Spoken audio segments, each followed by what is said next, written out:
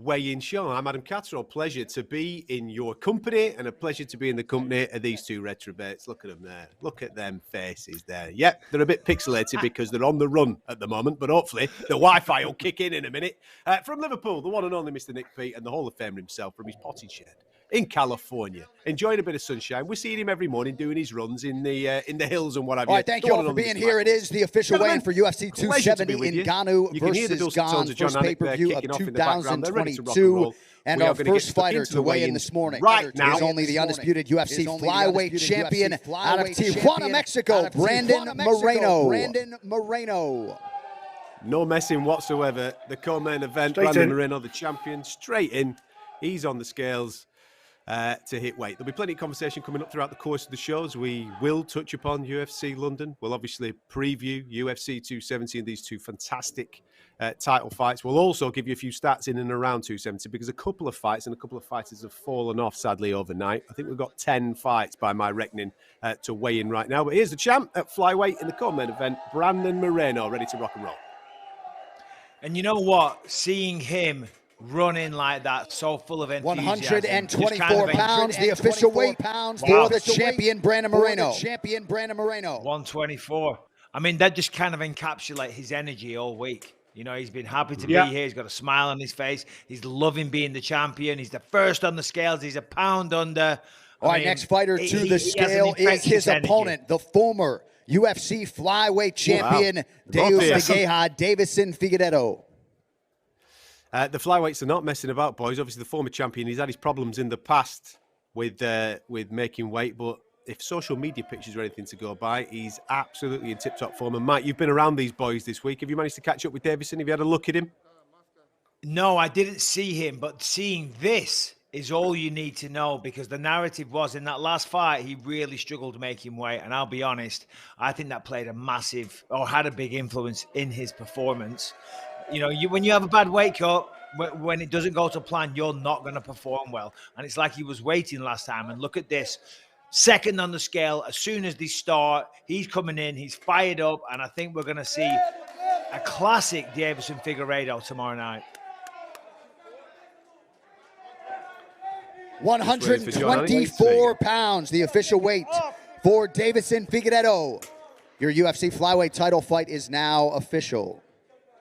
Well, both a pound under, but it's probably because the scales backstage or back in the rec room are probably a little bit lighter than the ones out front. But you can tell by both these guys, they're going to come out like a bat out of hell, aren't they? And they're going to throw down. All right, moving on now to the UFC's lightweight division as we welcome Matt the Steamroller Frivola. You're proud of that one, Nick. You've had that one in the chamber all day. There's more to come, son. There's more to come. There you go. I mean, I would do anything for Matt Frivola, but I wouldn't do that. It's going to be that show. We've only been on 2 minutes, boys, and we're up and running. That's what we like to see. Listen, it's a fully interactive program. As you're tuning in wherever you are in and around the world, you can get involved with our social medias. Please do so, and we will interact with you as this show progresses. Looks in some shape, Matt Frivola. He looks in great shape, yeah. I was just going to say the same thing. A little bit of pressure on him. Massive. Lost a couple recently. 154.5, the official weight for Matt Frivola. Championship weight. Had that knockout of the year contender, didn't he, against himself when he got knocked out by Terence McKinney last year.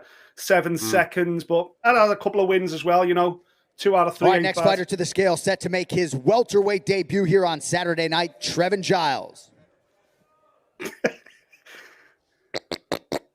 If you're going to do this the whole show, if you're going to do this the whole show, mate, I'm going now, right? Leave it. What's he doing? What am I missing out here in California? You'll pick it up in a minute if he carries it on, Michael. I mean, I did hear a rather unpleasant sound.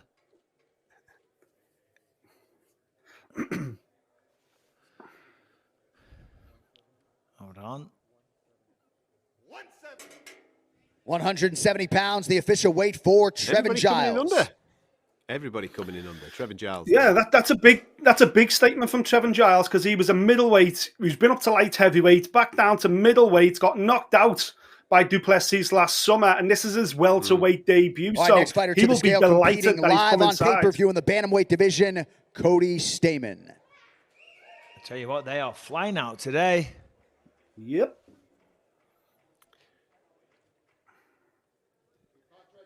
For people that are just joining us and just tuning in, there has been a couple of fights that have fallen off. So therefore, the card that you may be familiar with throughout the course of the week has just changed. There's a bit of a schedule change.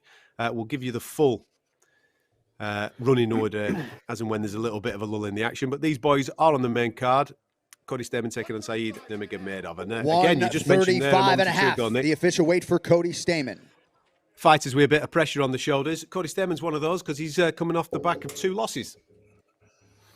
Yeah, only 1 win in the last 3 years, actually. You know, listen, there was no shame in losing to Mirab last time out. But all right, next fighter to the scale, the UFC's Ultimate Showman, competing live on pay-per-view in the welterweight division, Michel Pereira. Here he is. I tell you what, there's a crowd there. You can hear that as he walked out. Everyone's celebrating. Yep. Obviously, Brandon Moreno saying the other day, Anaheim, which obviously where they are, is it's basically like Mexico. There is a massive Mexican population, a lot of support for Brandon Moreno. So maybe they're all there to see their Mexican brother dominate. See a bit of magic. This guy is quite the showman, though. Win or lose, always fun to watch. He's had a long career already, hasn't he, Mike? And then he had that amazing debut against Danny Roberts. 170 pounds, the official weight for Michel Pereira. Bang These on. scales He had that amazing win. Yeah. No, I know, yeah. And then he didn't. He lost a couple, didn't he? He lost to Diego Sanchez. He lost another one. But since then, he's had 3 wins. Moving on now to the women's strawweight division as we welcome Silvana Gomez Juarez. He's had a couple of wins, Mike, but the points decisions, and I don't know whether he's gone away from what he was to just secure those victories. You know, obviously winning is the most important thing, but Pereira was so entertaining. Now he's just gone a little bit safety first.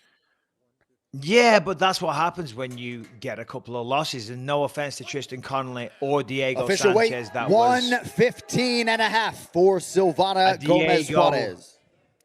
That wasn't in his prime. You know, when you lose that, then you think, oh, what have I got to do? What can I change? You know, and maybe next doing fighter all to the scale set to make his UFC debut here tomorrow in the welterweight division. Please welcome Pete Rodriguez. Winning is the ultimate priority, not being a showman. So that has, minimized a little bit, prioritizing on what's important. That is one hell of a neck tattoo. Go.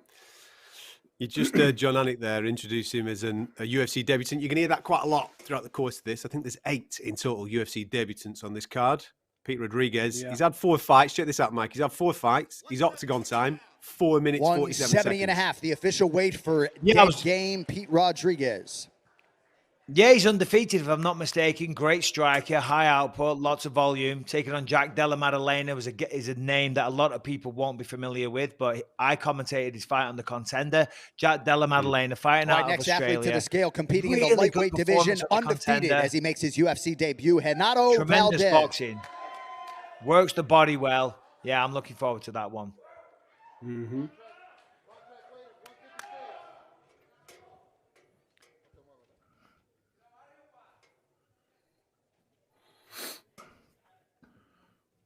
This is one of 4 Mexicans all out of the same camp, all out of the Moreno camp, all Mexican-based fighters.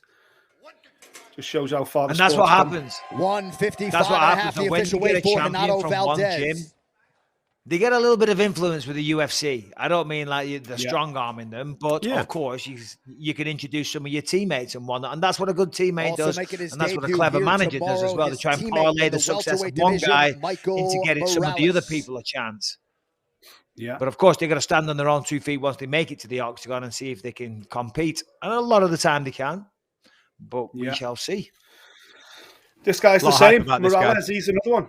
Yeah, he's another one out of that same Mexican gym. This guy was training judo at the age of 5. Both his parents are judo black belts. He switched to wrestling at the age of 10. Made his MMA debut age 16. Morales. 22 years of age, 12-0 already. Absolutely incredible record for such a young guy. Ecuadorian champion wrestling. He's a counter fighter, likes to knock people out, says he's always going forward. I've got my notes from when I commented. He grew up, both parents were expert judokas. They trained him since he was a little kid. They met when he was young. Both parents repped Ecuador internationally. Comes from a family of martial artists. Come on, baby. The iPhone notes are coming out strong. I like it. I could go on all day about that guy. Oh, yes. Contender for the most in need of a haircut. 135 and a half for Victor Henry. La Mangosta. Yeah, a.k.a. the Mongoose. Yeah, this is Josh Barnett's young prodigy. Fought all over Japan. Loads of experience. To the scale in the flyweight division, Kay Hansen. Yeah, Victor Henry, very good grappler. I used to train with him at KSW with Josh Barnett and the great Eric Paulson. Another local product, shall I say, to Southern California, Kay Hansen. Very good jiu-jitsu. They're firing out today. We're not getting a chance to talk, boys. Yeah. This girl's nuts. So this girl's only 22. And by my reckoning, she's had 12 MMA fights and 5 boxing matches. And she hasn't fought for 14 months. So effectively, she had 17 fights in 3 years. For Kay Hansen. Crazy. And she's moving up a weight class this time around. This is a different weight class, isn't it? Yeah. She's after it. All right, moving on now to the bantamweight division at Tony Gravely. Just whenever I commentate someone, I take notes and I put them in my iPhone so I can just revert back to the iPhone notes and I'm like an encyclopedia.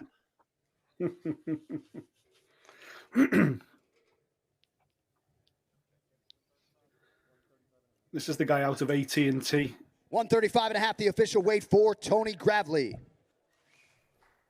Got subbed by very good Brett Johns. Good wrestler. Started to put it together with the hands more now. Simon Oliveira. Another debutant. See, the fly now, like you say. He's taking on Tony Gravely, you just seen on the scales. Yeah. This guy's a guillotine master. 11 submissions and 5 knockouts in his run so far. Trains out of Astra Fight Team in Brazil, which is where Darren Till the official weight for Simon Oliveira. Great info there, Nick. Oh, look at you. Having a go today. That note All right, for next the TV athlete broadcast. to the scale, making his UFC debut live on pay-per-view in the welterweight division out of Portugal, Andre Fialho.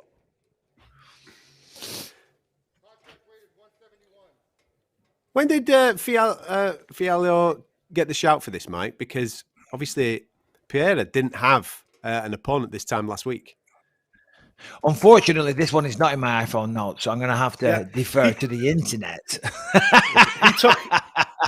He took the fight last week at 5 days' notice. Official weight for Andre Fialho. But then, of course, Pereira had to push the fight back a week. So instead of getting 5 days' notice, he's now got 12 days' notice. So. All right, next fighter he's a to decent the scale fighter. in the Based out of Sanford MMA, Jasmine Portuguese national. 14-3 on a win streak. Yeah, it's good. Sanford, listen, if you train at Sanford MMA every day, then you know what you're doing. You know your way around an octagon, that's for sure. Yep, 100%, Nick. One of the best teams right now. Jasmine Jadavicius making a UFC debut. We saw her on Dana White's Contender Series. Do you want some bump? Opportunities. Go on, go. Let's hear it. Go on, mate. Go on. 25 pounds, I must have spelt it wrong because her name wasn't there. Hold on. This girl trains out of the aptly named Niagara Top Team based at Niagara Falls in Lake Ontario. That's got to be the best backdrop for a fight team anywhere in the world, for sure. All right, next fighter to the scale, competing live on ESPN in the bantamweight division, Raoni Barcelos.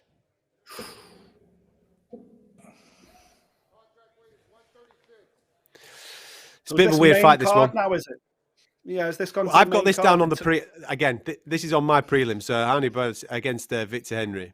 There's been different opponent schedule for this particular fight, hasn't it? But we're finally here. Victor Henry obviously making his UFC debut. And Barcelos, who was finally derailed last time. He was on a wonderful streak. Got beat last time out. For Raoni Barcelos. Yeah, Timur Valiev.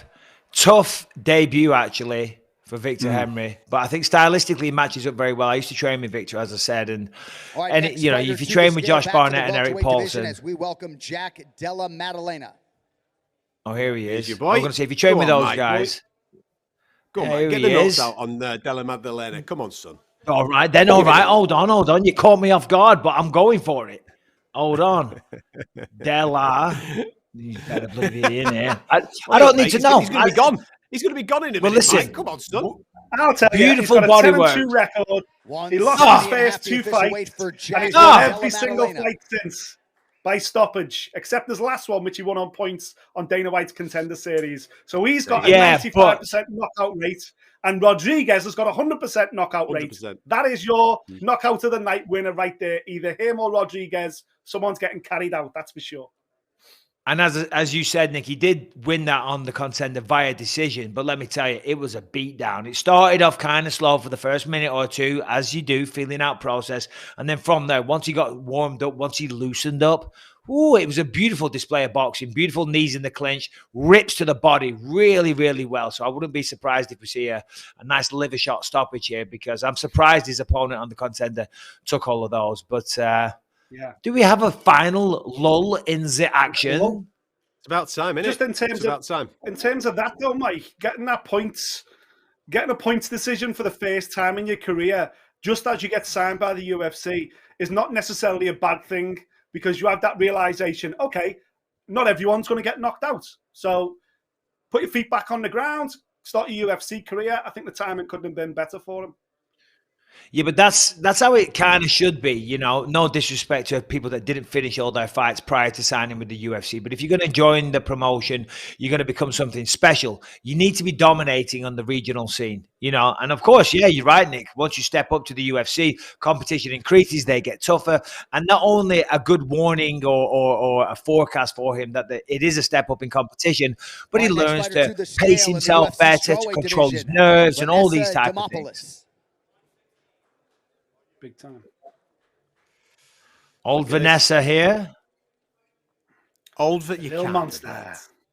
The little monster. She says fight week feels more with more chaos. She moved to Phoenix 2 months ago. She had 6 different gyms where she worked before. She was managing everything, where to train, her schedule and everything. But now the UFC feels like home. Official weight, says she's been a fugitive. 115.5 pounds for Vanessa Demopoulos. For 11 years. I don't know what that means. That's in my notes. A fugitive for 11 years. I'm assuming that's I don't know what, an analogy for something, but I don't know what. I love the fact. Wait a minute. Is that a Meatloaf song? Has Mike just dropped the Meatloaf song? I don't know what it is. As there is a little professional dancer. Action, if you are just tuning in, wherever you are around the world, as you're tuning into the live UFC 270 weigh-ins here on BT Sport, first of all, thank you very much for your company. They have absolutely flown through. As soon as the gates opened, they came out. Go on, Nick, say it. Like bats out of hell, didn't they, my friend? That's what they did. Anyway, that happened. So we've been going for about 18 minutes. Everybody's come through. We haven't seen the main event yet. So we've not seen Cyril. We've not seen Francis. We have seen the co-main event. Brandon Moreno and Davison Figueiredo. Absolutely. The first 2 out, looking $1 million. They're done in the buffet as we speak right now, rehydrating. Ready to rock and roll for some action on BT Sport 2 tomorrow evening. Going down this main card that has been rejigged a little bit with certain fights falling off and fighters pulling out of fights and what have you. Michel Pereira and Andre Filho, they both come through and weighed in. We've seen Cody Stamen. We haven't seen Saeed Nurmagomedov as of yet, but we have seen Michael Morales, who's making his UFC debut, and Trevin Giles, both of those guys through. So from the main card, we're just waiting for Saeed Nurmagomedov and the main event, to my knowledge at this moment. Obviously, you may not know this, over the last 24 hours, the Ilia Topuria fight against Charles Jourdain, that has sadly fallen off because Topuria has pulled out that fight. We've seen on social media Charles Jourdain giving his opinion on that. We'll talk about it a little bit later on in the show, but we have seen everybody else on the prelims. So by my reckoning, we're only waiting for 3 fighters as it stands right now, which kind of stands us in good stead, boys, to have a little bit of a preview of these fights. Mike, you've been in and around these guys throughout the whole course of the week. Fantastic interviews, which are available on the BT Sport YouTube channel. Make sure you check them out. You've spoken to both guys in the main event, Francis and Cyril. One of the interesting things that I've got from Francis throughout the course of the week, and I took from your interview, is that he wants to constantly just correct the narrative of that they used to be friends, that they used to be bosom buddies. He's kind of distanced himself from that narrative. He says, that's not the case whatsoever. This is a fight, man. I'm not his mate. We're just going in there and we're having it. And I took that from the interview that you did with him a little earlier on this week. Yeah, listen, but he was very respectful. You know, he never said anything bad, because I was trying to extrapolate a little bit of that, you know, because obviously that's the juicy stuff in an interview. But he wouldn't play the game. He was like, no, it's fine. I've got nothing bad against him. Yeah, I trained with him for a little bit. Thank you very much. He gave me some help and stuff like that. So he was very cordial, very respectful. Didn't have anything bad to say. And then, of course, on the flip side, so Cyril Gane was the exact same way. And I was like, wow, okay. You can see a healthy rivalry. Of course, there's a lot at stake. There's the heavyweight championship of the world, which is a massive accomplishment. So they're rivals, but they're respectful. I think the bad blood comes between Cyril's coach, Fernand Lopez, and Ngannou, right? And kind of Cyril's inherited that along the way, which is kind of, it's not an uncommon story. When a fighter leaves a coach or a camp, there's always going to be a little bit of that. I guarantee that Amanda Nunes right now leaving ATT, I guarantee it, her and the people at ATT aren't calling each other up every day and she's asking ATT for tips on how to start the gym. No, her name, assumingly, maybe Mud in there, and that's just kind of how it goes. So Cyril kind of inherited that. Now, so well and good, you're sitting there and you're saying, oh, we're all friends and I respect him, and no, Francis is a great fighter, no problem. But when you saw them at the press conference, no, because I don't know if you know this, because he is from Paris. You know this? You don't know this. Please stay connected with my eyes. You're isn't that? No, he's from Montreal, French Canadian. French Canadian. Are you intoxicated? Mike, it's totally different, mate. Listen. Stop nitpicking and shut up and learn something, okay? But they can all sit there and say that they're all friends. They can all sit there and say that they're friends, which they did.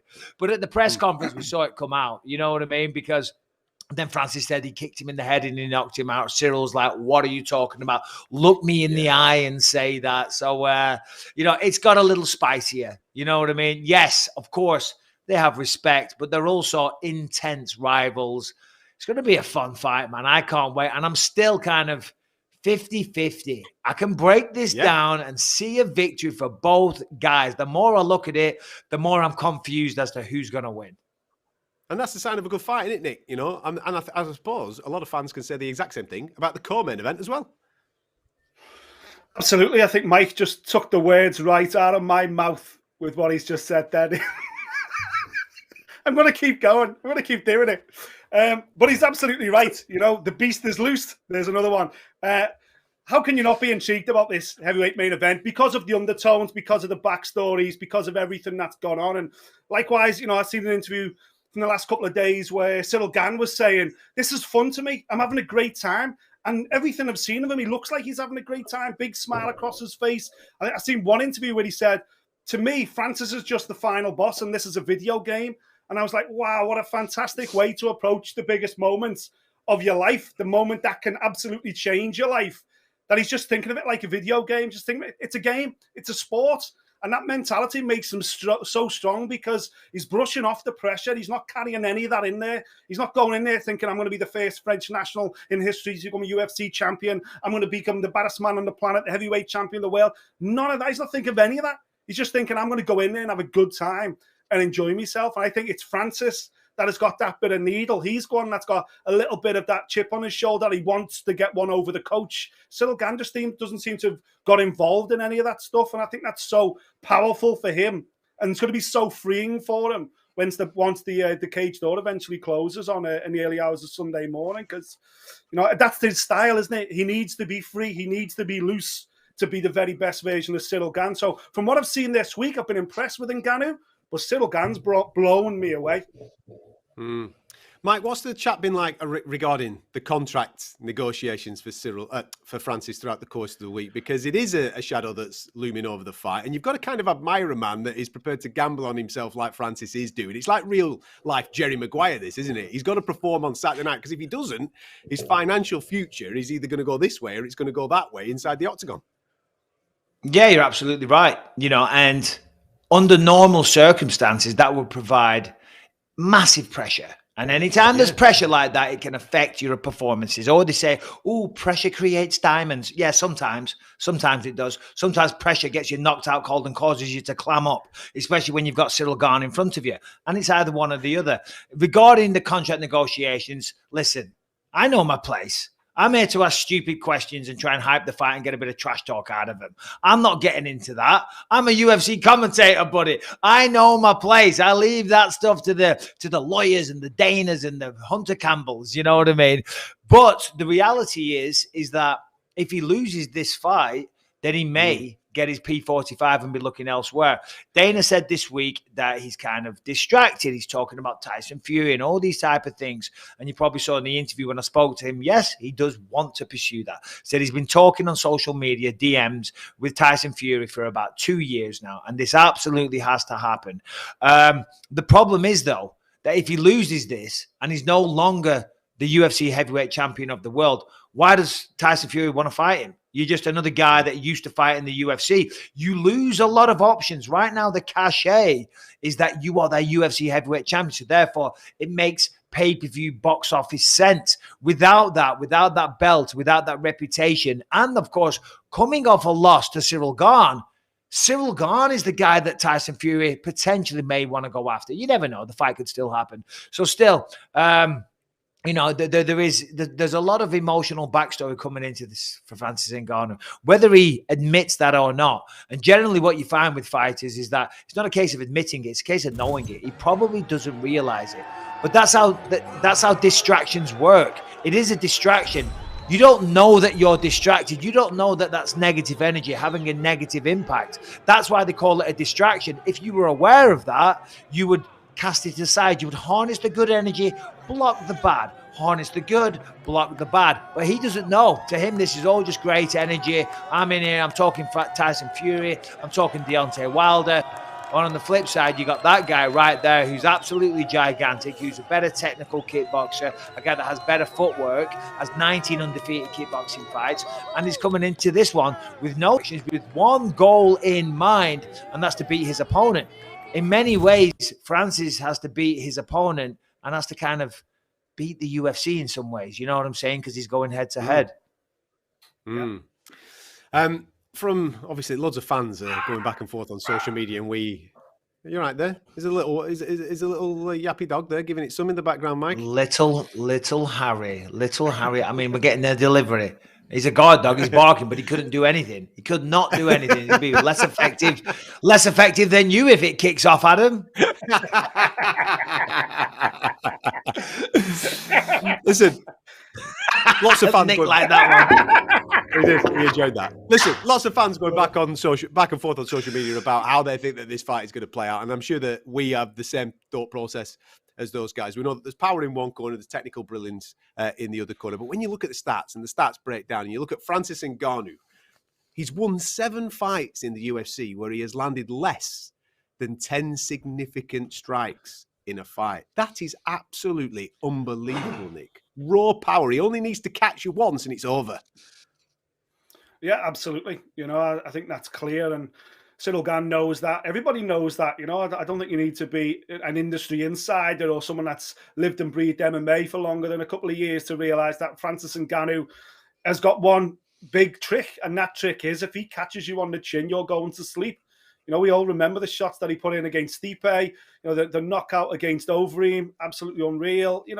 It's a one-punch death touch. And, that's what Ciryl Gane's got to work around. And that's what I think, a lot of people are siding with Ciryl Gane. I think the bookies in Vegas and certainly here in the UK are going with Ciryl Gane based on the fact that sports mixed martial arts, though, it's not called knockout. It's not about who lands the first punch. It's not about, who carries the most power necessarily. It's about who's got the most rounded skills. So I think Francis is absolutely a live opponent for 2 rounds. But after 2 rounds, I think the fight will shift in a dramatic way, because that's when that big muscle, that extra 20 pound of muscle that he's got over Ciryl Gane, that's when that will start to, rain on him. And throwing big, heavy bombs, Mike will tell you, you load up on your shots and it blows your gas tank, completely blows your gas tank. Whereas Ciryl Gane, a lot lighter on his feet. I think we'll see a lot of low kicks early on. I think we'll see him in and out early on with a lot of speed, hitting Ngannou with 1s and 2s, but then slipping away without getting greedy, slipping away before Francis can load up the power bombs and connect them on the way out. Yes, for 10 minutes, it's the most dangerous heavyweight on the planet. But if Gane can get through 10 minutes, I think it 100% becomes his fight then. From a Gane point of view, Mike, as well, when you're looking at his stats, I was just looking at how many times he obviously outlands his opponent, and obviously every single one is the answer. But on average, 44 more significant strikes in a fight for him than his opponent is landing on him. It's all right having the trick, as Nick just said, having that one bomb, but you've got to be able to land it, haven't you? You do have to be able to land it. And as we know, you just said it there, the numbers, the stats, they're all on the side of Ciryl Gane. And a lot of the time that leads to a finish, but he does it strategically. He takes his time. He sets it up. He wears down his opponent. And of course, that's what he's going to look to do against against Francis. There's no way he's going to go out there and stand toe-to-toe and swing bombs.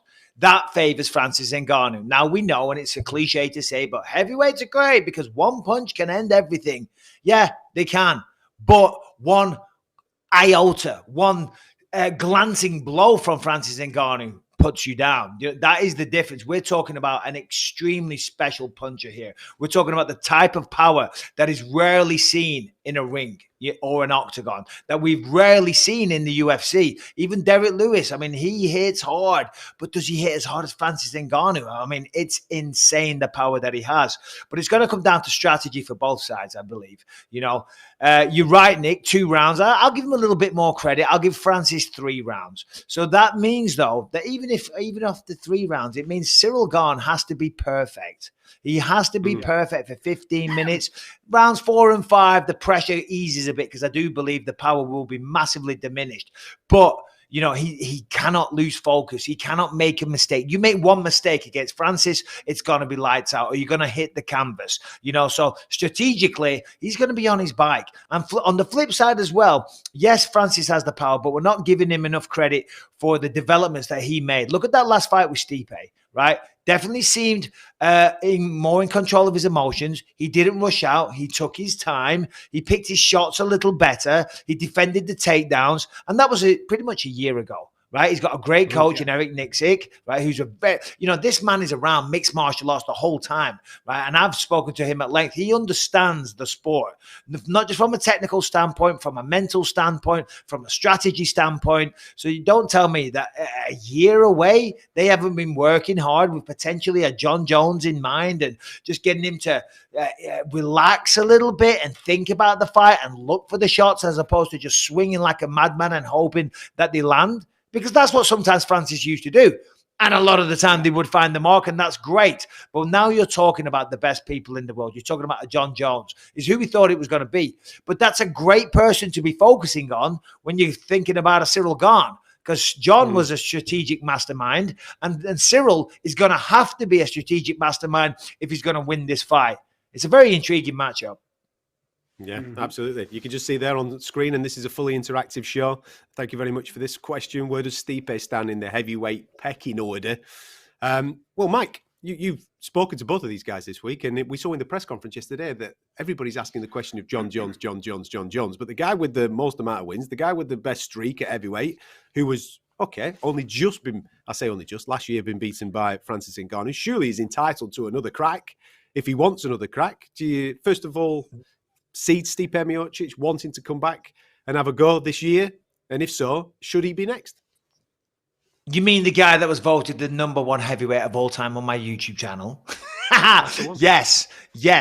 No, but listen, Stipe if Francis wins this fight, Come on. He has got grounds to call out the rubber match. They're one apiece, and generally that's what we see. And Stipe is the greatest based on title defenses alone. Nobody else has beaten 3 people, and to do it in the modern time where the competition is better. You know, we're not talking Mark Coleman. We're not, no disrespect to Mark Coleman, but he was a wrestler. We're not talking guys that were one-trick ponies. We're talking well-rounded mixed martial artists. At the height of the athletic career, 2022, fighters are better. Sports science is better. Nutrition is better. Approach is better. We're learning more about the human body. The heavyweights are better today than they've ever been. And he's defended the belt 3 times. And he has a win over the current champ, you know, and he has a loss to the current champ. So if Francis is able to defend the belt this weekend, if he's victorious, Stipe Miocic should be making some noise. He should be doing some interviews. He needs to get on Twitter. He needs to talk some crap. He should be at the bloody arena, if you ask me, and want to get in the ring afterwards and speak to the guy, you know. But it's just not Stipe's style, is it? That's why people love him. It's just not his style. He's out there saving cats in trees. Listen, for people that are just tuning in, we haven't seen the heavyweights yet. That's why we've just been speaking about them. We're still waiting for Francis and Cyril to hit the scales. There ain't going to be a problem, but we're waiting for those boys to show up. And we are waiting for Saeed Nurmagomedov. Everybody else has come flying out the gate. We got to see them within the first 18 minutes. That's why we're just having a little bit of a chinwag now. And if you want to join in, you're more than welcome to do so by interacting with us on social media. Let's get stuck into the co-main event. From the interviews that you've seen this week, Nick, and the way that the guys carried on yesterday at the press conference, has your mind changed at all in how you think that the co-main event, the Flyweight Championship, will play out at the weekend? Yeah, I think in the preview show, which we recorded last week, I was very much in favour of Moreno holding onto the belt. You know, I talked about him being the kryptonite to Figueiredo and maybe just having his number. Sometimes that happens in this sport. But I've got to be honest, over the last couple of days, just seeing Figueiredo, watching him on the embedded shows, listening to his teammates talk about him, listening to him as a judo talk about him, saying that, you know, this is the first time he's been 100% in a long time. You know, he's fully zoomed in now. And I just think we're going to see an even better version of Figueiredo than we've ever seen before. And let's not forget what Figueiredo was prior to that second Moreno fight. He looked like the future of this flyweight division. He looked like the guy that was going to be flyweight champion for an awful long time. So I believe I'm gonna change my prediction from and still. I actually think it could be Ngannou once again. I think Figueiredo is going to be too big, too strong, maybe even too aggressive, and honestly, I don't think Moreno is going to get out of 3 rounds. Oh, for a man that has never been finished in the UFC as well, that's big, isn't it? I've flipped. I agree.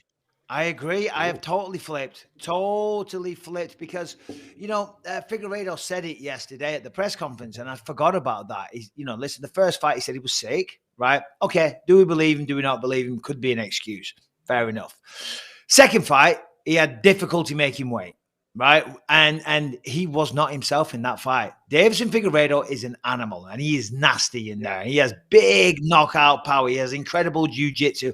I mean, look at the beatdowns that he had against Joseph Benavidez. Joseph Benavidez is the real deal. If Deiveson Figueiredo wasn't around, he would have been the champion, and he beat Joseph Benavidez with an inch of his life. He is nasty, but in that last fight with Moreno, he didn't do anything. He didn't show up. He allowed Moreno to dictate the pace, to dictate where the fight was going to take place. He outboxed him, he out-wrestled him, and he subbed him in the 3rd round. There has to be a reason.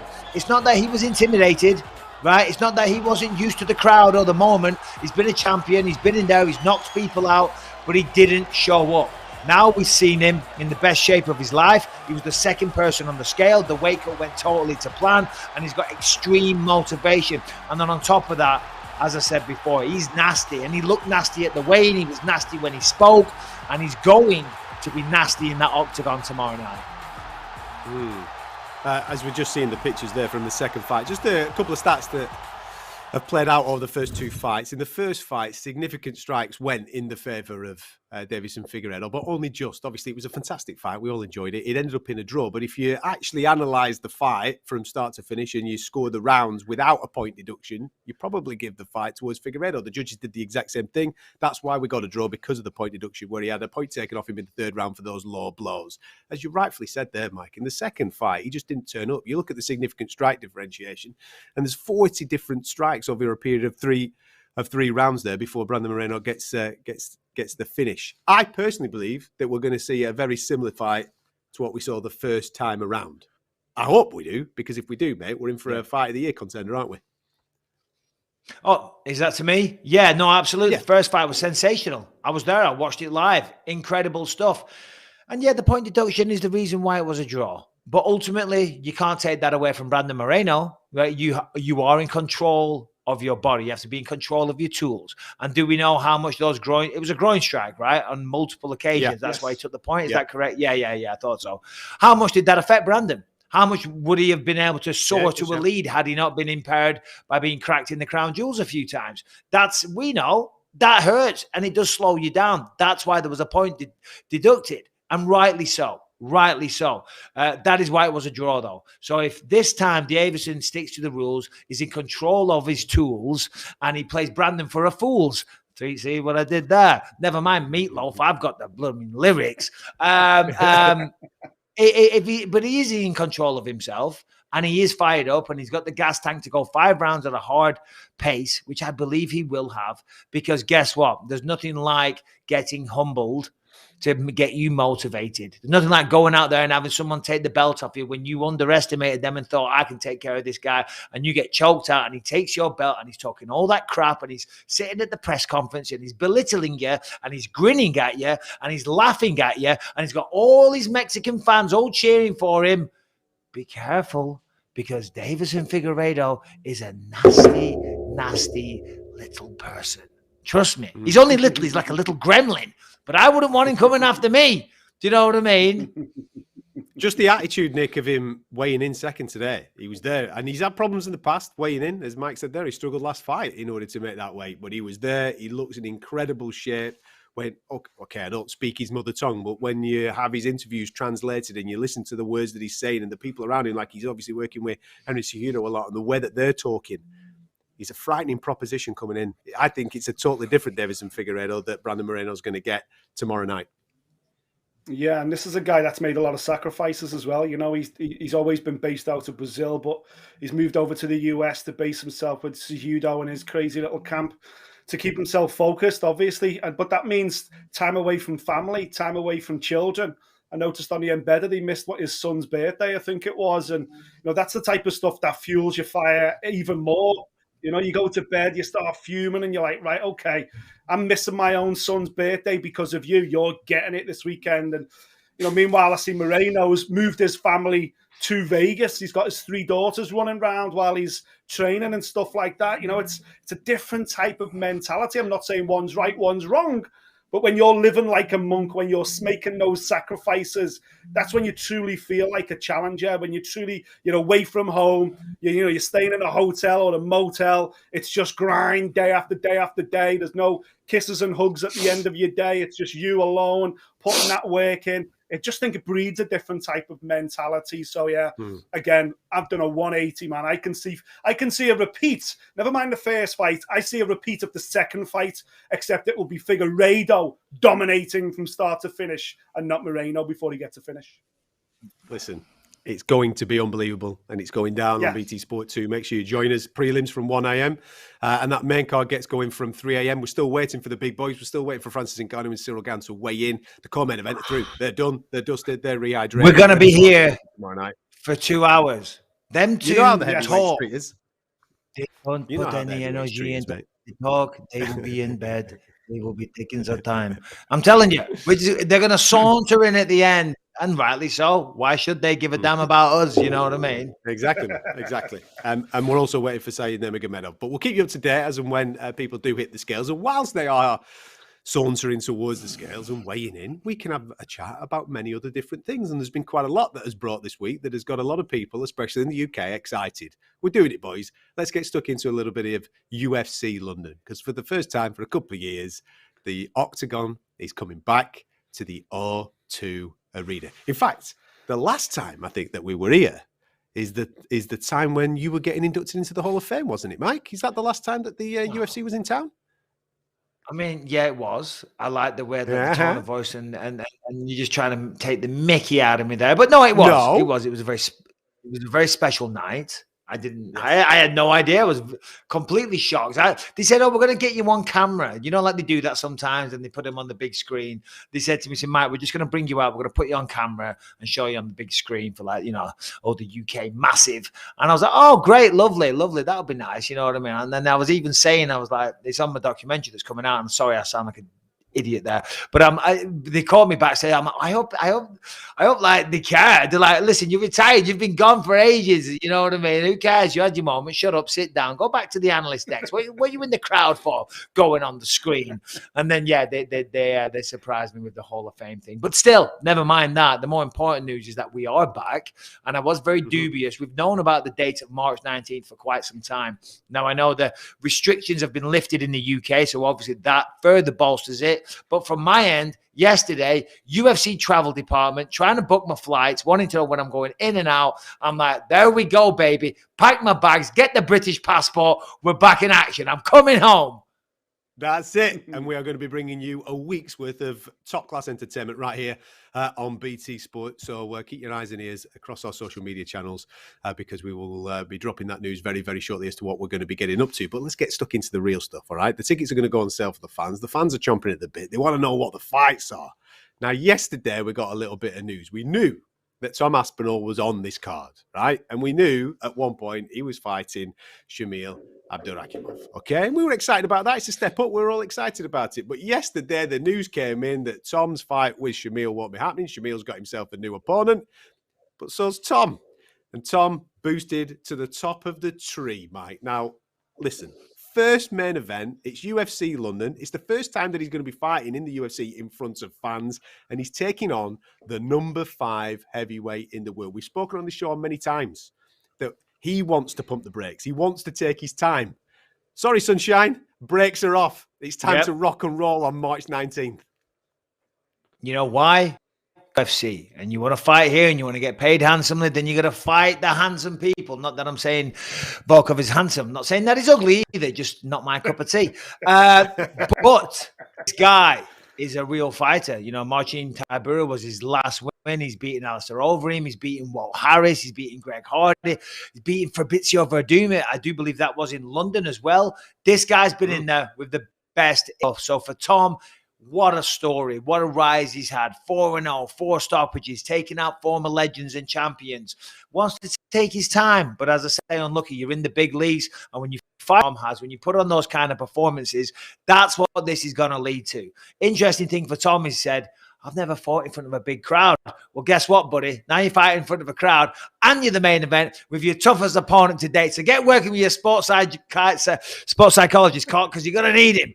But man, what a great fight. What a fantastic main event. And this is what the people of Britain deserve after such a long time. I really do think this is a very strong main event.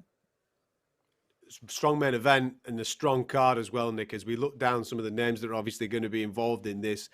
Paddy's on social media. He's confirmed that he's on. We heard this week that it might be Jared Gordon. Paddy's kind of alluding to that it'll be somebody else. You've got Molly on there as well. And we could just keep going and going and going with the rumours of certain fights that are going to be made. It is going to be an unbelievable night. Yeah, it's going to be incredible. I remember the old days 10 years ago or so when UK MMA fans used to complain if there was too many Brits on the card. Now we complain if there's not more Brits on the card because we know we've got this wealth of talent in the UK that are desperate to move on and desperate to get opportunities.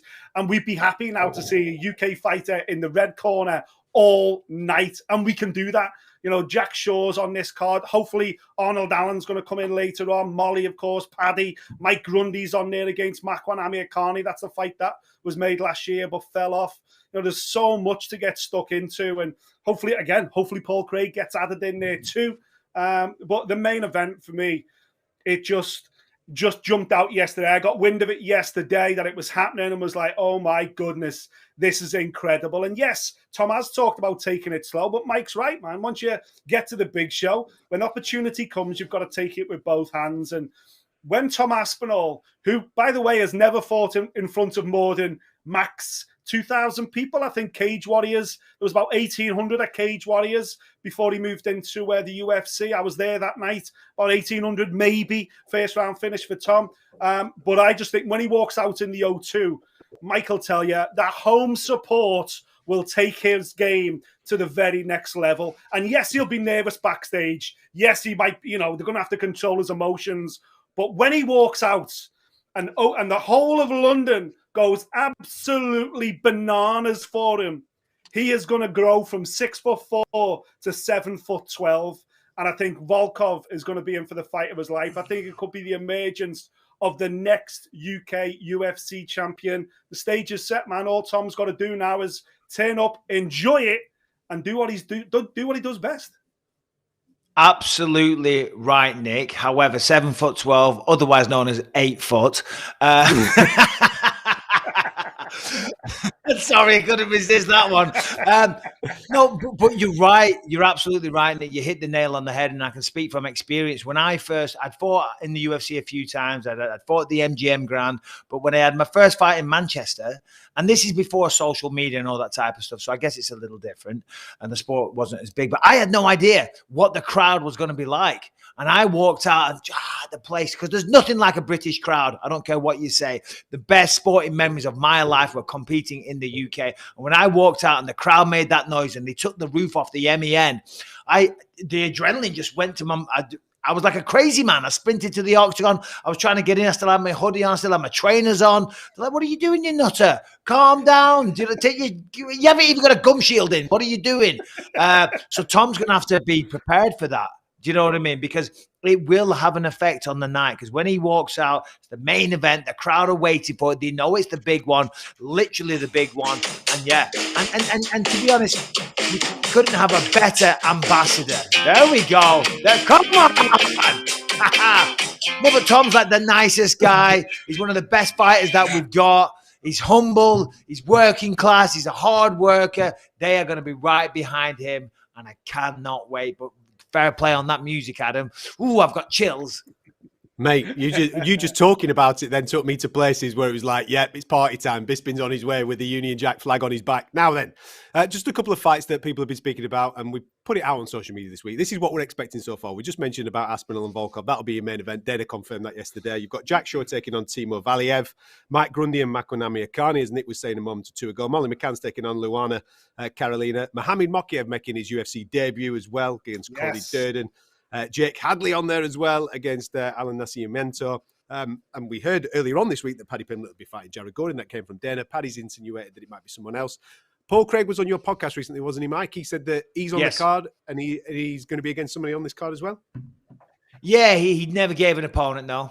Obviously, I know how that works. If they're informed and not to say anything, the UFC want to make an announcement. They want to make a splash. So, yeah, I mean, Paul Craig's going to be a fantastic addition. I mean, what a career he's had. Yes, Nick?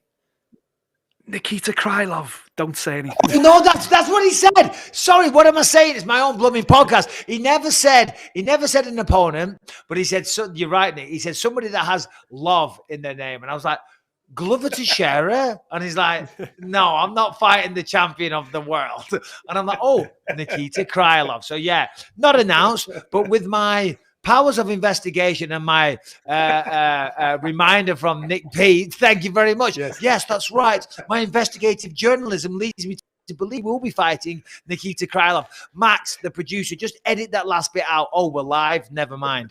Yeah, man. What a fight card. It really is a tremendous fight card. British MMA has never been in a stronger place than it is right now. Yeah, and there's a rumour going round for Arnold Allen. A lot of British fans want to see Arnold Allen in action. There's loads of chat on social media that there's an opportunity maybe for him to be fighting Dan Hooker. We don't know whether it'll fall on that date, but Arnold himself has come out in recent interviews saying, listen, it's been talked about. To my knowledge, there's been no bout agreement sent or signed as of yet. But imagine that. If you can add Arnold Allen and Dan Hooker to this, my days, Nick, that'd be unbelievable. Yeah, the problem there is, you're gonna have to have about 7 or 8 fights on the main card because there's a lot of big names there. Paddy the Baddy sells a bucket load of tickets, and if you know anything about MMA in the Northwest or MMA at certainly at amateur level domestically, that Mo Makachev is probably one of the most exciting prospects on the planet. So he's going to sell a bucket load of tickets as well. So it's going to be hard to see who goes on the main card. Just a quick note on Paddy. He's taken on Kazula Vargas. the Mexican fighter who's coming off a win. It isn't going to be Jared Gordon. It is going to be Vargas. But Paddy did say, listen, I never choose the opponents, but if it was up to me, I'll beat Vargas and then line up Gordon. I'll do him next. I want a quick turnaround, which is typical Paddy. But yeah, listen, I was in the barbers earlier on today, and tell you what, as soon as I walked through the door, every single guy in there asked me for tickets. Everyone was like, when did UFC London tickets go on sale? Who's Paddy fighting? Who's Molly fighting? Who's the main event? Absolutely mental. So, and that's just in one barbershop in Liverpool. I guarantee that conversation's going on in barbershops right around the UK. The tickets are going to be like hen's teeth, I'm telling you. I won't know, mate. I don't go to barbers anymore, as you can tell. No need. But yeah, the phone has lit up throughout the course of the week. I'm sure it's the same for Mike as well, where people wanted to get to this event. Like I said, first time in a couple of years, UFC London back in town, and we're kind of living through a little bit of a golden age of British mixed martial arts, where there's fighter after fighter after fighter that fans can get behind, and we've got a heavyweight as well in that main event. It should be a cracking night, and we hope to see you not just on the fight night, but throughout the course of the week as we get you closer to the action here on BT Sport. Now, one of the big stories that have come out throughout the course of the week in the world of MMA and in the world of UFC is that the former champion, I say former champion, she still holds one of the belts. She was the champ, Amanda Nunes, has parted company with ATT. She's decided to leave that gym, and she's going to set up her own training camp and her own training gym, I suppose. Mike, what did you make of it when you heard that news, first and foremost? Curious. Very, very curious decision. You know, one would assume there's a lot going on behind the scenes that we don't know about. That has to be, because Amanda Nunes was incredible. We all know, well, she's still incredible. We all know how good she is. She was the two-weight division champ. We could go on all day. The GWOAT, blah, blah, blah, blah, blah. Generally, when you have one bad night at the office, when something goes wrong, on the back of all that success, years of domination, you don't switch up and leave camps on the back of one loss. You know what I mean? So as I say, there's definitely some personal politics, whatever it is, fallouts. Maybe she wasn't happy with the situation. Maybe, well, I doubt it's a percentage thing, you know, yeah, in terms of commission. I doubt it's that, because apparently ATT only charge 5% to their fighters. You know what I mean? So it's not exactly that's what they're trying to do. So, because the Dan Lambert himself, who funds it all, he's very, very well financed. He's a very wealthy man. So that's not the primary objective for them. So I doubt it's that. So there's something going on behind the scenes, or maybe there's not. Maybe Amanda literally wants to start her own academy. Maybe she has one foot out the door in terms of her fight career. Yes, she's a new mother, but, you know, what's she going to do after her fight career? She wants to start training some, you know, next generation fighters, and wants to use her own platform right now to bring a spotlight to that gym. Maybe that's the reason. But I'm inclined, and the gossip in me is more inclined to believe that there's some tensions and some beef, and there's some facts that have not come to light yet. I'm sure it'll all come out I think, in the wash. Go on, Nick. I think the manner of the performance against Juliana Pena suggests that all is not right in her world. Now, obviously, we can only speculate as to in terms of how that was reflected in her camp at ATT. But of course, there is Kayla Harrison's based out of ATT as well, and she's kind of being courted by the UFC. You know, there's a lot of talk of her coming down into the UFC, into the featherweight division. Amanda has still got the featherweight belt in the UFC. That would cause some conflict there. Is there a bit of a John Jones, Rashad Evans situation going on that, you know, kind of there's not room in one gym, even though that's a huge gym, by the way, and there's UFC athletes on mat after mat after mat, but is there not room at that gym with those coaches for two girls that are going to be really contesting for one kind of belt? I don't know, I'm speculating, but, you know, there's obviously, as Mike says, there's a lot going on, and for her to just up sticks at this stage of her career as well, you know, she's not a girl that you would suspect has got another 10 years in the sport. Like, that would suggest an athlete that feels like they can move on and start a gym and really start something new. Like Rashad, he went and, you know, basically co-founded Black Zillions. I don't think Amanda Nunes is quite in that space. For me, she's got a handful of fights left at best. So very interesting, very strange. It's going to be interesting to see where she ends up, whether she stays on the East Coast, switches coast, or maybe even heads back to Brazil. Meanwhile, Juliana Peña's been in Anaheim, I believe, this week, Mike. Looks like she's having a whale of a time. She did a bit of press yesterday. Again, living and loving life as champ, and went off to Disneyland. That's how you do it, isn't it? That's how you celebrate, mate. Once you become the champ, you got the belt, get yourself off to Disneyland and hang out with Mickey Mouse. Listen, let me just tell you something right now. This has got nothing to do with MMA. And I know the UFC is owned by Disney, so I hope they don't see this. But Disneyland is not the happiest place on earth, okay? So Juliana Peña, I can recommend way better things to do with your time. That place is awful. It's super expensive to get in. You got to wait hours in lines. It's boiling hot. It's $20 for a bottle of water. You got Mickey Mouse. Who cares about Mickey Mouse in 2022? I'll tell you who, Americans, they love him. And grown-up Americans love Mickey Mouse. I'm like, you need to get a hold of yourself. What are you doing? What are you doing? I have the fireworks. I can hear them go off every night at my house. The dogs kick off. They start crapping themselves. I'm like, oh my God. There's the real reason. Disneyland. There's the real Disneyland. I went there in 2008 with the kids. The first time I came out to the States for a training camp, and I bigged it up to the kids. I'm like, oh, yeah. Disneyland, it's going to be that, the best part of the trip. When we got there, the ground started shaking. And I said to the kids and my wife, like, oh, you feel that? That must be like an underground roller coaster. And my wife says, no, Michael, that's an earthquake. So there was an earthquake. And then when we went into Disneyland, all the rides had shut down because of safety protocols. They had to check everything. It was like 32 degrees Celsius. All the rides were off and we were baking in the sun. Then when the rides did open after about 7 hours, it was like a 4-hour wait. A miserable blooming time. Mickey Mouse, I want my cash back. Look at him. He's had a bad experience at Disney and he's just kicking off. Anyway, gents, I don't know if you've seen it on social media. There's been a few people interacting with us following a show that we put out last week about the champion picks of 2022. Every single year on BT Sport, we sit down and we try to make a prediction that in 12 months' time, we'll be able to identify who the champions are in the UFC in the various weight categories, and we put our lists up and what have you. We were unanimous, I think, only on 1 or 2, but there you go. There's my little list there. I'm getting a little bit of tap for obviously the Henry Cejudo shout, but I think I've been quite fair across the board and what have you. Nothing really to moan about there. What are you laughing at? Well, you've been shut down by the main man himself. That fight ain't going to happen. So your featherweight pick of Henry Cejudo is wrong. We'll just start with that. Okay. Yeah. Okay. We'll leave it there then. Shall we move on to, let's have a look at Nick's then. We'll leave Mike's till the end, shall we? Let's have a look at Nick's. This is what Nick picked on, just in case you've not seen the show that we put together on BT Sport. It is available in its entirety. Nick, do you want to talk through that? Hamzat Chimaev, welterweight champion there when Kamaru Usman's been so dominant over the last 12 months.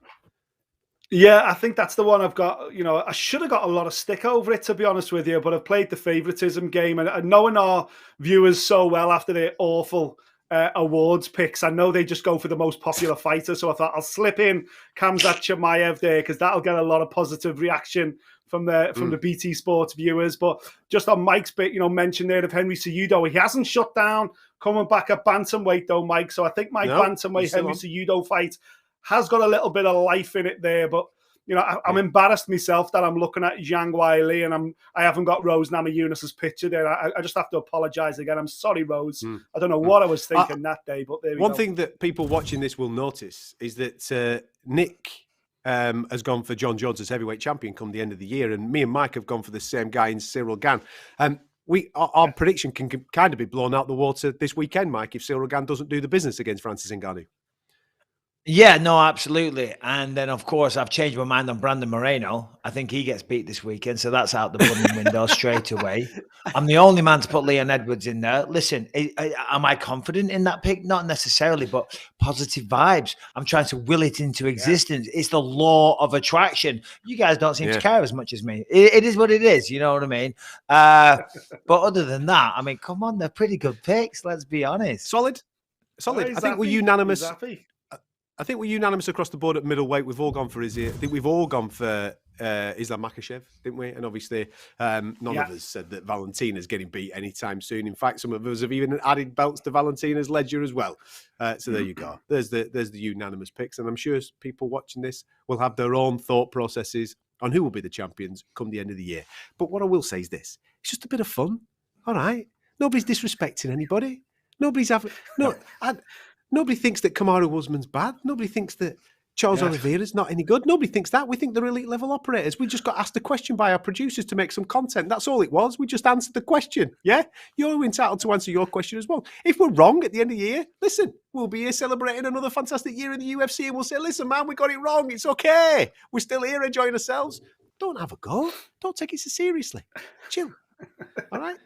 Now then. Just on your point there, though, you said that both you guys will be wrong if Cyril Gane was to get beat this weekend, but don't forget, it's by year's end. And if Ngannou wins and Ngannou then manipulates a move into boxing and the belt becomes vacated, then Cyril Gane could fight Stipe for the vacant belt, so he could still be champion. Maybe. So those picks don't come into account until the end of December. So we've got plenty of time. Yeah, everyone just kick back and relax. Well said, Nick. There you go. We've got 12 months on that. In a couple of months' time, we are going to be bringing you UFC 272 here on BT Sports. You know full well that the main event is a non-title fight. It's the biggest grudge match probably out there right now between Jorge Masvidal and Colby Covington. Hot rumours as well for a solid co-main event. We'll get to that in a minute or two. But boys, as non-title fights go, it doesn't get better than this. The UFC don't build cards around non-title fights, so you've got to have some type of star power in order to do so. If your name's not McGregor, if your name's not Diaz, or if your name's not Anderson Silva, it just doesn't happen. I'll revisit this in a minute. Let's see who it is. Heavyweight champion, the undefeated Cyril Gane. Here we go. Cyril Gane about to make his way to the scales. This is what we've been waiting for. For those that are just tuning into our weigh-in show, by the way, we're only waiting for the main event. Both of them, Francis Ngannou and Cyril Gane, and Saeed Nurmagomedov. Everybody else has come through. We've had a couple of fights fall off. The one with Ilia Topuria will not be going ahead with Charles Jourdain. But here he is, Bongamin, the interim champion.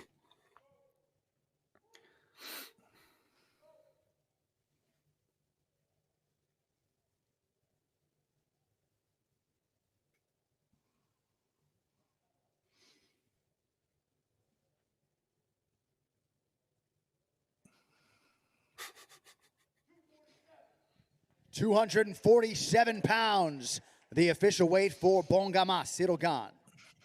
Unit. Absolute unit. Yeah. I mean, he is some physical specimen. And yeah, of course, so is Francis Ngannou. But Francis, you know, is a little more heavily muscled. You know, for Cyril, the build being a little bit lighter, that will favor him as the fight goes on. But yeah, he's a big dude, man. He's a big dude. Mate, you've been around so many gyms over your career, and even now, you know, you'll see and you'll have been in with guys that are big, obviously different weight classes that you'll have pitted your skills up against. Does the way that guy move for the size that he is take your breath away? Just the way that how light he is on his feet. Yeah, and it's the coordination as well. You put it all together. I mean, generally what you find is the bigger the guy, the clumsier they get. You know what I mean? Just because it's just more body for the mind to control. I don't know if there's the science behind it, but it's not a bad theory from me.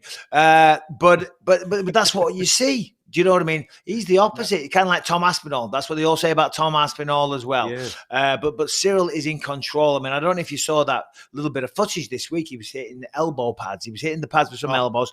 Beautiful combination, and the coordination that he had. It's not easy to do, to put that combination together, and with the speed that he did it with, and to make it look so effortless, you know. And that's the problem for Francis Ngannou, and he knows that's the problem, you know. And that's what makes Cyril so special. That's why he was undefeated as a Thai boxer, undefeated as a mixed martial artist, and fighting and unifying the heavyweight belts on his 11th pro MMA fight. I mean, that's mental. To give you some context, I went 10-0 in the UK.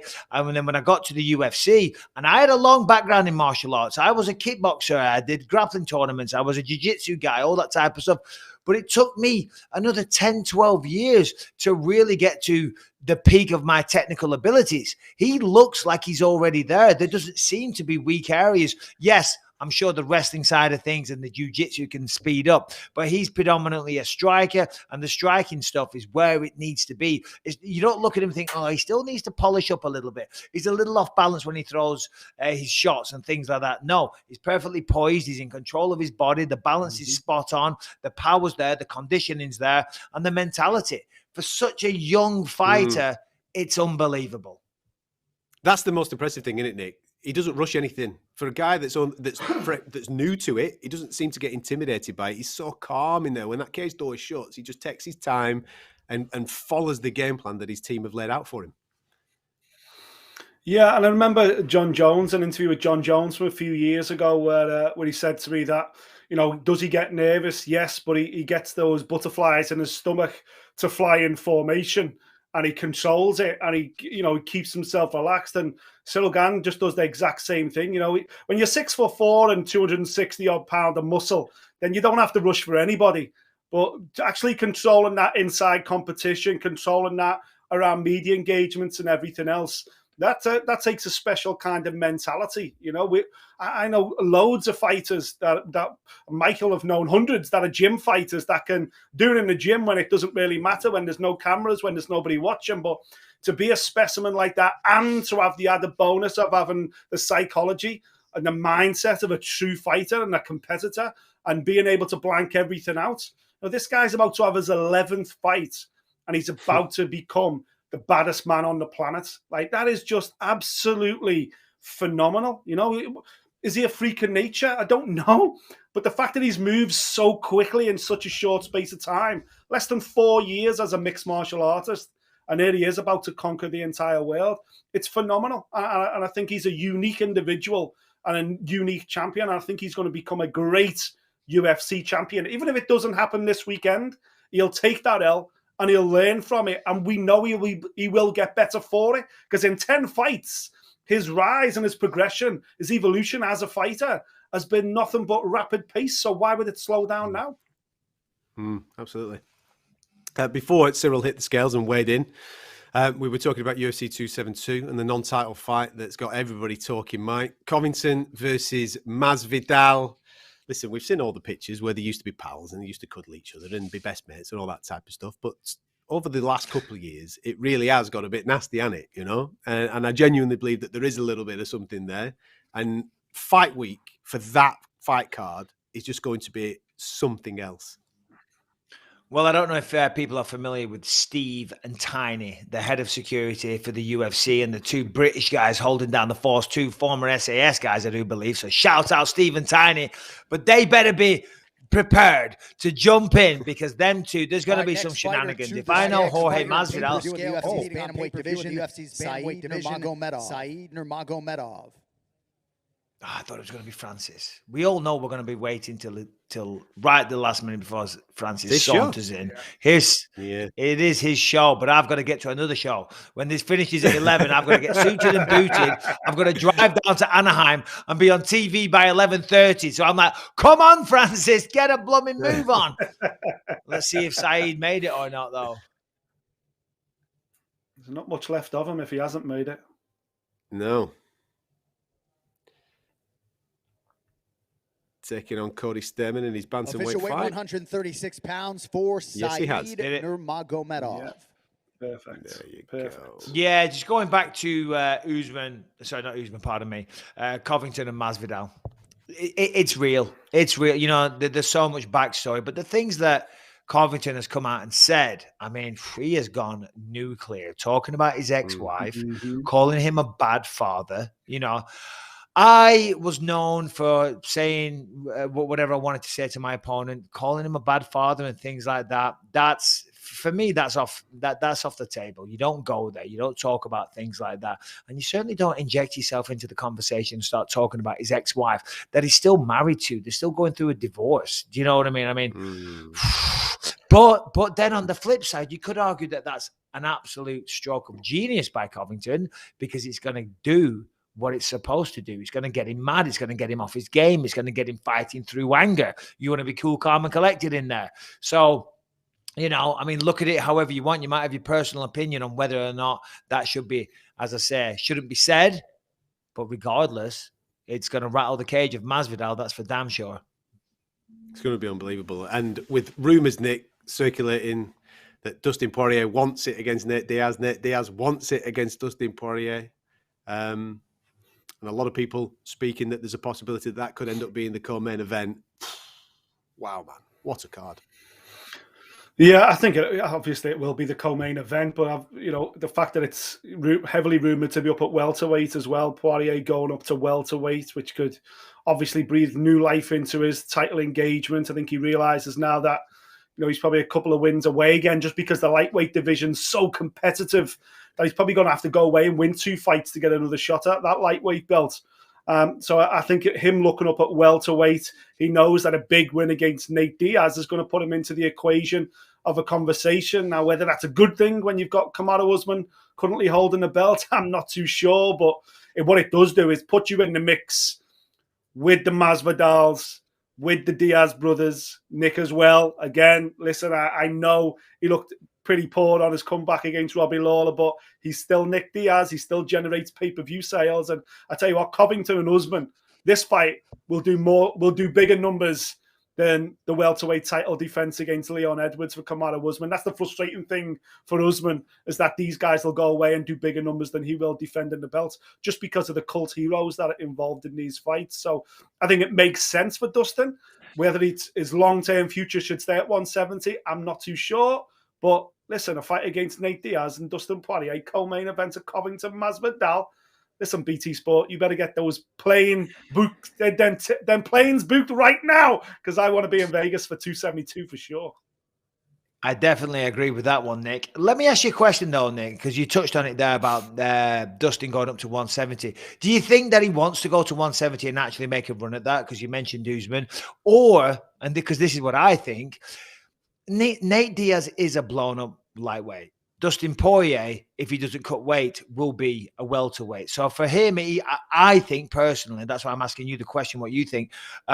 I think this is just a fight that he knows he's not going to be at a massive size disadvantage. He's a guy that spent the majority of his career at lightweight, as I said, and it's Nate Diaz. And what better way to eradicate or exercise the demons of that last loss to Charles Oliveira, get a great win over a fan favorite, prove to the world you're still one of the best, get a big payday, high profile, back in the win column, and then go back to lightweight and try and get that championship again. I would have thought that's his strategy. Do you think he's actually making a play at welterweight?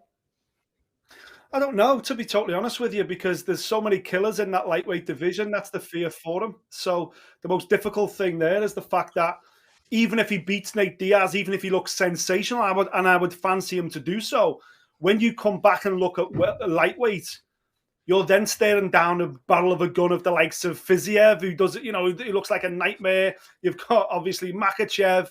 You've got Beneil Dariush, who are just, these guys are just hungry, you know, little assassins that are on their way up the hill. And then, of course, you've got, you know, Oliveira still with the belt. You've got Gaethje in there. You've got Chandler, no doubt, looking for big fights back. So there's no easy route back at lightweight for Nate Diaz. And Conor joining the circus, but whether joining the and Conor doesn't look like he doesn't look like he's making 155 anytime soon. Sorry, Nick. Exactly. So there's fun and games to be had at 170 with the Diaz brothers, with Masvidal, with McGregor, you know, with Covington. That doesn't necessarily mean UFC gold, but it actually means filling your bank balance full of real gold, because that's where the money is. Yeah. And to top it all off, Max just said, if that fight gets made, our producer just said that we are in.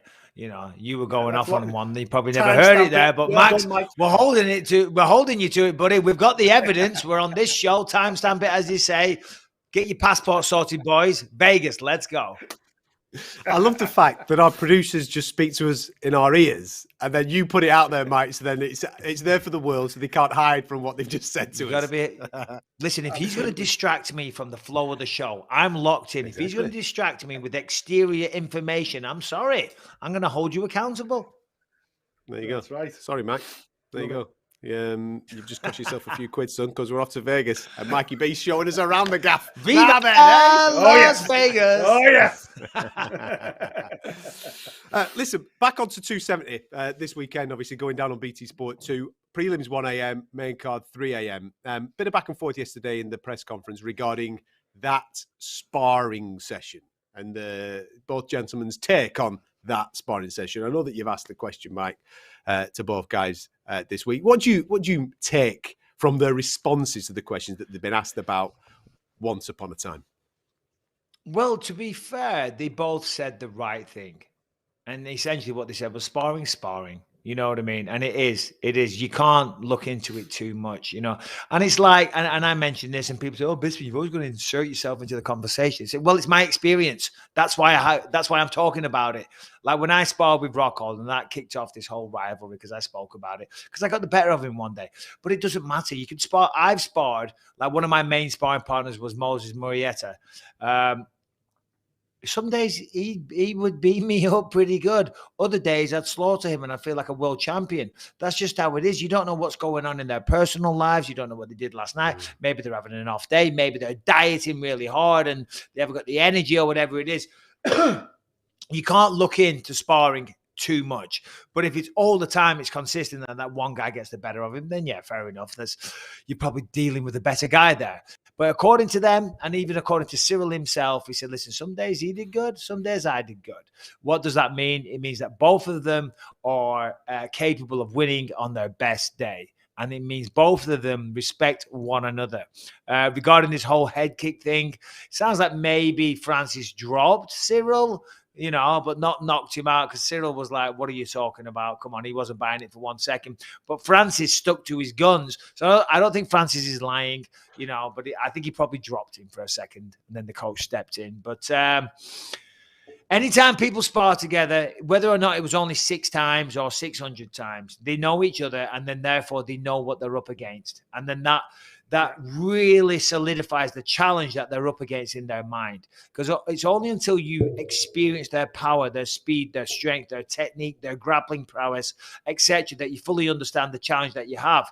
You know, when you're going to fight somebody, right, if you've never met them, the UFC, like back in the old school days, right, I'd get a fight, then they'd send me DVDs of his fights and I'd watch them with my coaches and they'd say, oh, you're going to kill this guy.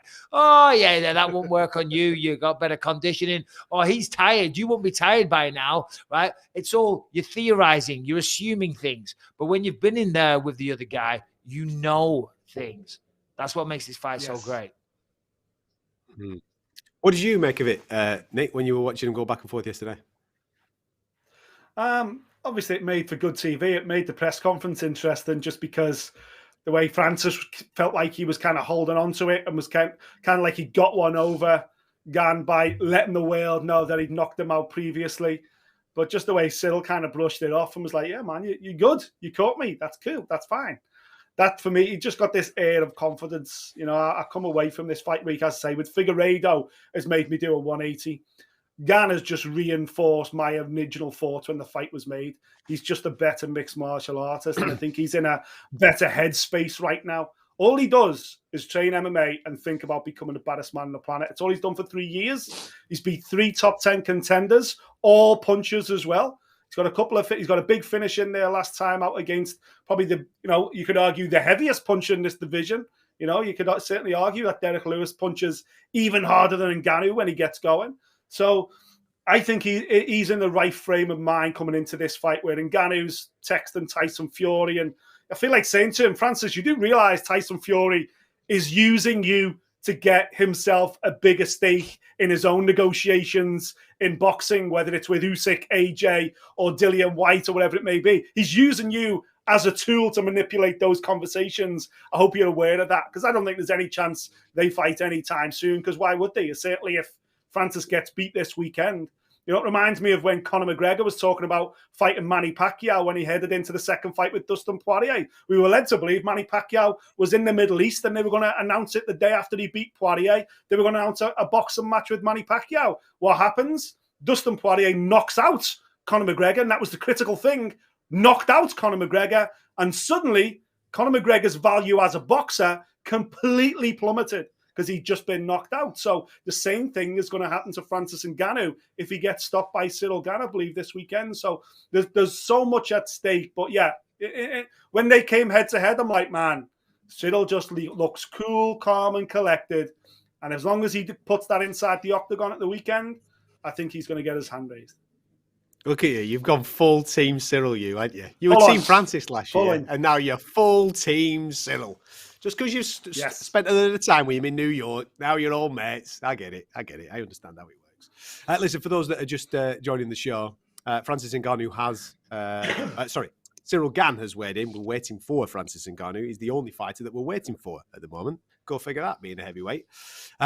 The co-main event came through first and second on the scales, looking in incredible shape, the pair of them. They're ready to throw down for us tomorrow night on BT Sport 2. Everybody else has weighed in.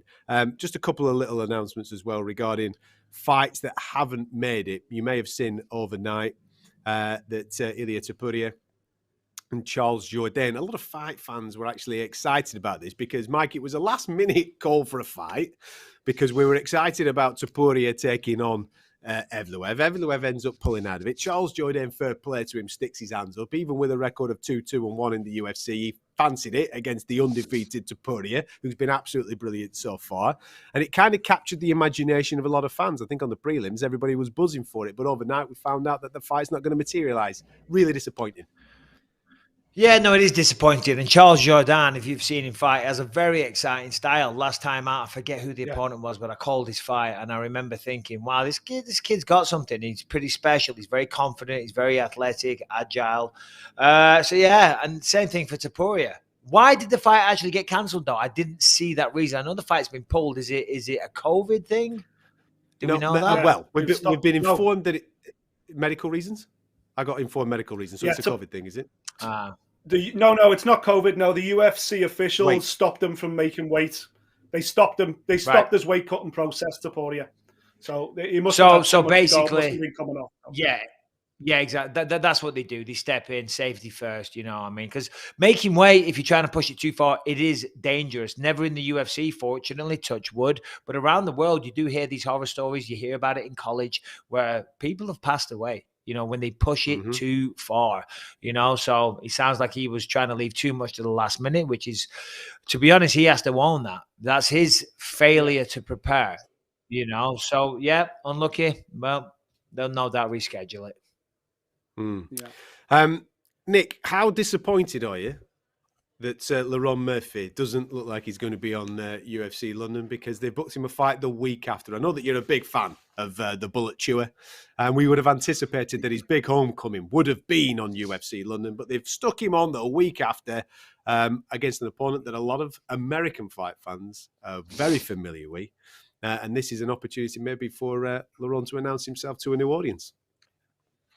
Yeah, I was actually really surprised. You know, Lerone's an undefeated fighter, huge following in Manchester, of course. Got an incredible backstory that, you know, once it's known to the national press in the UK, I'm sure they'd be all over it. You know, it's incredible the journey he's been on. You know, a real success story from the deepest, darkest gangland to, you know, being a true role model for the youths in his area. And then, you know, he makes his UFC debut on Fight Island and then suddenly makes Fight Island his home.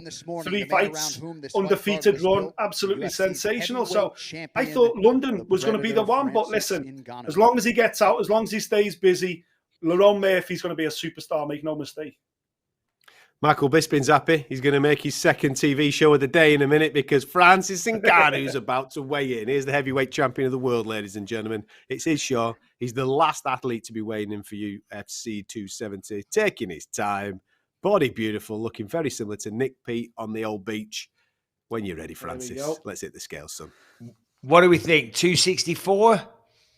Yeah, perfect. 20 pounds heavier than Gane. Yeah, 264, 265. They're the same height, but for some reason, why does Francis Ngannou look way bigger? Because he's way bigger. He's a monster. He is. It's a monster movie, isn't it? 257 pounds. The official. Oh, that's light. For Francis. See, that's light. That's interesting. UFC heavyweight title. Yeah. Official, ladies and gentlemen. One more sleep. Wow. I mean, So from 264, that's 7 pounds lighter. Doesn't sound a lot. That's half a stone. Not of fat, I'd say muscle that is focused on his movement, focused on his cardio, focused on fighting a longer fight. Because to lose 7 pounds of muscle, you've got to do something to make that happen. Interesting. Yeah. Absolutely. That suggests to me that he's aware that Ciryl Gane is, he's aware of Ciryl Gane's strengths, and he's not, you're not getting in there with a Derek Lewis where it's about planting your feet and landing a big bomb, where it's about catching him. He's in there with someone that is, let's face it, we keep talking about it. He moves like a middleweight. So you've got to be able to be light on your feet as well. You've got to be able to get in and out of range as well. And you've got to be prepared to go past 15 minutes. You've got to be prepared for the championship round. So listen, as Mike said earlier on, he's surrounded by some of the best coaches, or the best personal coach now in MMA, Francis. They've done the homework. They know what Ciryl Gane's strengths are. They certainly know what Francis's strengths are. They know this isn't necessarily going to be a first round blowout, although that is the dream. And they know it's probably going to become a little bit of a war of attrition. Incidentally, what my thought process with it is kind of reminds me a little bit of Fury Wilder, which we've seen in boxing. The puncher, the unorthodox, the biggest puncher we've ever seen in the division, against the stylist, against the natural talent. And what happened, Mike, in basically all three of those fights is it came down to who wanted it most. It came down to, well, I ain't going anywhere. You're not going anywhere. Let's see what happens. If that happens on Saturday night, my goodness, we could get a fight for the ages. And that's essentially what a lot of fights come down to, and I'm not just talking about in fight night. It's in the preparation leading up to it. Who wants it more? Who's willing to be disciplined? Who's going to make the sacrifices? Who's going to do the road work, stick to the diet, show up early to the gym, be the last person to leave, to take the correct nutrition, do your stretching, work on your mobility, do whatever it takes to win the fight, because it's so easy to sit down and talk about it, right? But to actually follow through and do that and be disciplined for, in Ngannou's case, almost a year to work towards this, because he knows he has either Ciryl or John Jones. It all comes down to who wants it more, because if you don't want it, you don't care and you don't do the work. You know what I mean? So, yeah, coming in lighter, that does make it a little bit more interesting. Just a final one, Mike, on the PI, because Francis obviously spends a lot of time in and around the PI. When we were in New York, we spent a lot of time around Glover Teixeira, who kind of is going off the hymn sheet that they set out for him, and we saw what Glover Teixeira ended up doing at the back end of last year. Just talk about, because you're around it a lot, what that Performance Institute offers these type of athletes from a nutrition point of view, from a scientific point of view, of how to prepare themselves ready for challenges ahead, like Francis Ngannou obviously coming in lighter for Ciryl Gane's fight this weekend. Yeah, of course, when it comes to the fighting side of things, that's down to the fighter, the coaches, and all the rest of it. But in terms of performance for the human body, how to get the most out of it, and the sports science approach, and everything you can do to supplement that, whether it be through physical therapy, treatments, and underwater treadmills, and stretches, and all the rest of it, and actual game plans to get yourself peaking on that night. That's what it's all about. You want to peak on one night. You don't want to be in great shape 3 weeks before the fight. I mean, you should be good shape 3 weeks before, but it all comes down to it. And it's a real science to getting ready so you're going up the mountain, up to the mountain. And then when you get to the top, you immediately start coming back down, and people overtrain, they push it too much. To get ready on that one night is an incredibly tough thing to do. And that's what they provide. And of course they provide the nutrition, they provide all the supplements that you need, and physical therapy and all the rest of it, so it's a tremendous resource that a lot of fighters are taking advantage of. A lot of people going to Vegas, making that part of their they're living in Vegas, and rightly so, because it's free to them. So you'd be a fool not to take advantage of that. Francis is in there all the time, and again, that is another wrinkle to this fight. Absolutely. Right, boys, I'll let you get on with your day, but before I let you go, predictions. I know you've already done predictions in our preview show, but you've spent time around the fighters, you've seen them interviewed, you've obviously got a little bit closer now to the action. Your minds might have changed. Nick, you're up first. Has your mind changed from the prediction that you made for the main and co-main event at UFC 270? No, my mind is fixed. It's been affirmed that Cyril Gane will become the new heavyweight champion of the world in the early hours of Sunday morning with a 4th round submission of a flailing Francis Ngannou. And in the co-main feature, and the new again. I'm flipping from what I said originally. I'm going with Figueiredo by knockout in round number 2 against Moreno. I get it done 1 round quicker than Moreno did him in the second fight. I cannot wait. It's going to be insane. Mike, have you changed your mind? You know what I have in the co-main event? You know, I think Deiveson Figueiredo, just to echo Nick's thought there, is going to catch him. I think it's going to be relatively early. I think Brandon will get out the first, second or third round, he'll get caught. Deiveson is nasty. Deiveson's prepared. Deiveson wants his belt back. He wants his respect back. He's up there looking like Goldie yesterday. I loved everything about it. And I believe he's going to go out there and he's going to.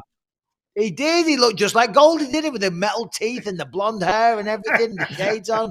I liked it. It's nasty. And you know, and for all the fun and games that Brandon was having and all the singing and all the, you know, not taking him seriously, I think when it comes to fight night, he's going to realize that he's got something, you know, something that he does need to be concerned about. I've got Deiveson Figueiredo winning that. And I still don't know with the main event. I'll tell you what, I do think it's going. I think all the pieces of the puzzle and all the smart thinking tells you that Cyril Gane wins this fight. That's what everything says. That's what my head tells me. But my heart says Francis Ngannou is going to catch him and get the job done. I don't know. But just to be contrary to Nick and to make it spicy, and I'll put a tenner on it, or I'll pay for dinner or whatever it is. I'll buy you a beer. I'll buy you a beer in London. But yeah, I say Francis, listen, he does have the equalizer, and it only takes 1 or a quarter of 1, you know, from Francis. Yeah, I'll say he'll catch him, but I'm not very confident in that pick. Listen, I'm all revved up with no place to go. Oh, you had to finish on that, didn't you? You had to finish on that, eh? Anyway. Listen, whatever happens, it's going to be unbelievable. You are not going to want to miss it. BT Sport 2 is your destination. The prelims get going from 1 a.m., 3 a.m. in the morning. That's when that main card gets going. And as you can see, 2 elite world title fights, the heavyweight and flyweight championships of the world are on the line. The boys think that some of that real estate might be changing hands. What a start to 2022. Make sure you come and join us for the review show, which we'll get to you on Sunday. Enjoy the fights. We'll catch you soon.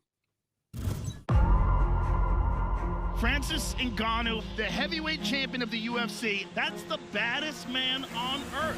Giants fall. Francis Ngannou has arrived! He's one of the craziest stories in all of sports. The humblest beginnings in Cameroon to a brief stint as a homeless man in Paris, France, but he's the baddest man on the planet now.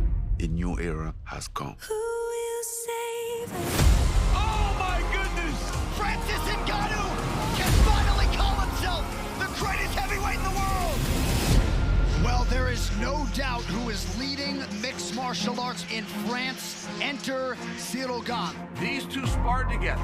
His coaches used to be Francis's coaches. Francis Ngannou left that camp, and now Cyril Gane is the star of that camp. Dude's a real problem for Francis Ngannou. This man has become one of the best heavyweights in MMA. He can punch your lights out. He's got submissions. He's dangerous. He's undefeated. He's just got everything you look for. And the interim heavyweight championship is on the line. Oh my God. Cyril Gane on the cusp of a world title. And that is it. France has a UFC champion, Cyril Gane. This is an interim belt, but this is my ticket to Francis Ngannou. If I'm Francis Ngannou and his team right now, I am game planning because we've never seen anything like this before. Now, that former training partner and former friend is just that. Former. Who will save us? I'm the champ, and I'm gonna prove it. You go into the fire with Ngannou, you go to sleep. I have more skills than him, and we're gonna win this fight. This guy's the real deal. Him and Francis is a badass heavyweight fight. The next chapter in the epic saga for the flyweight title. Oh my God, he's got it! He's got it! Brandon Moreno champion! Davison Figueiredo wants that title back. Champion versus champion for the undisputed heavyweight title.